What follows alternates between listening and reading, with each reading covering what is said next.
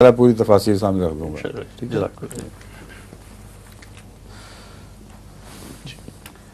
تو دنیا بھر کے ادب میں یہ سوال بار بار اٹھایا جاتا ہے کہ ادب کی ضرورت و اہمیت کیا ہے، اور وہ کون سا معیار ہے جس پہ پرکھ کے ہم یہ بتا سکتے ہیں کہ یہ ادب ہے اور یہ ادب نہیں ہے. ادب کا جو اصل ٹچ سٹون جس کو کہتے ہیں نا، وہ پتھر جس پہ اس کو گھس کر تو دیکھا جائے کہ سونا ہے یا گند ہے، یہ تو فطرت ہے، کیونکہ اس کا زبان سے کوئی تعلق نہیں اور علم سے کوئی تعلق نہیں. کیونکہ ایسے زمانوں میں جب کہ الف بے پڑھنا بھی شاذ کے طور پر تھا عرب میں، اور اکثر جوہلائی تھے، یہاں تک کہ ملکی جوہلا کا کہلاتا تھا. اس زمانے میں جو عربی کلام نے ترقی کی ہے، مسلمان بھی بعد میں اسی کا حوالہ دیتے رہے، اور اس شان اور عروج کو پھر عربی کلام نے پہنچا. قرآن تھا جو سب سے بالا رہا، اور اس کے بعد جب انہوں نے فصاحت و بلاغت کا حوالہ دیا تو یا قرآن کا دیا ہے یا قبل از قرآن کے عرب جوہلا کا. تو پنجابی میں بھی جو بہت اونچے درجے کا کلام ہے، اس کا کسی کے صاحب علم ہونے سے کوئی تعلق نہیں، وہ نہایت ہی اعلیٰ درجے کی اندرونی روشنی تھی جس نے وہ کلام پیدا کیا ہے. شیکسپیئر کسی اسکول یونیورسٹی کا تعلیمی یافتہ نہیں تھا، اور چوٹی کے علماء جو بڑی بڑی یونیورسٹیوں سے ڈاکٹریٹ لیتے ہیں وہ اس کے سامنے سر جھکاتے ہیں.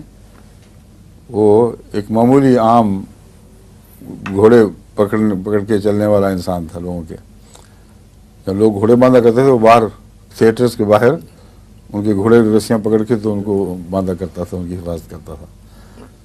ایک بات خطی ہوئی کہ فصاحت و بلاغت یا ادب کا تعلیم سے تعلق نہیں ہے، اسی لیے دنیا کا چوٹی کا ادب اس پر نازل ہوا جو دنیا کے لحاظ سے تعلیم یافتہ نہیں تھا.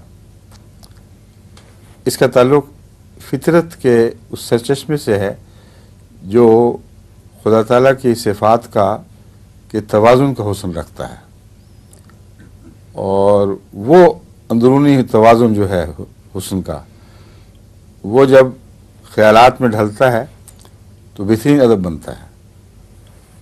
اور اس پہلو سے ہر ادب کا خدا تعالیٰ کی سچائی توحید کے چشمے کے قریب تر ہونا ضروری ہے. چنانچہ جتنے بھی چوٹی کے لکھنے والے ہیں ان کے اندر وہ اندرونی روشنی ہے، ایک توازن ہے، ایک غیر معمولی قوت پھوٹتی ہے جو عدل سے پھوٹتی ہے، اور اس کے نتیجے میں ان کی زبان کے حرفوں کا تول اتنا عجیب ہے کہ ایک حرف کو آپ اٹھا کے دوسری جگہ نہیں رکھ سکتے، جو حقیقت میں اس توازن کی مثال ہے جس کے متعلق قرآن کریم دعویٰ کرتا ہے کہ یہ کائنات ایسی ہے جس میں تم کہیں کوئی بھی رکھنا یا اونچ نیچ نہیں دیکھو گے. یعنی جہاں جو چیز رکھ دی گئی ہے وہاں سے ہٹا کے دوسری جگہ نہیں رکھ سکتے. تو ایک تعریف یہ نکلا اس سے، ایک تو ہے اس کا منبع کیا ہے، کہاں سے ادب نکلتا ہے. دوسرے اس کو جانچا کیسے جائے گا. اس کا جانچنا یہ ہے کہ جو لفظ جہاں رکھ دیا جائے وہاں سے پھر اٹھایا نہ جا سکے، سوائے اس کے کہ ناانصافی کرے مضمون سے. تو یہ فطری عدل جب تک گہرے انسانی فطرت کے سرچشمے سے نہ نکلے از خود بنایا نہیں جا سکتا. تو ادب خود ساختہ نہیں ہوتا، ادب خدا تعالیٰ کی طرف سے ایک ودیعت ہے جو تخلیق ہے.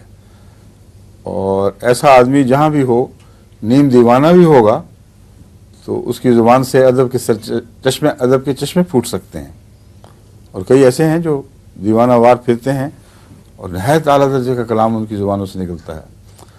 تو ساری تفصیل میں جانا اس وقت تو ادب کے مختلف نمونے دے کر تو ممکن نہیں ہے.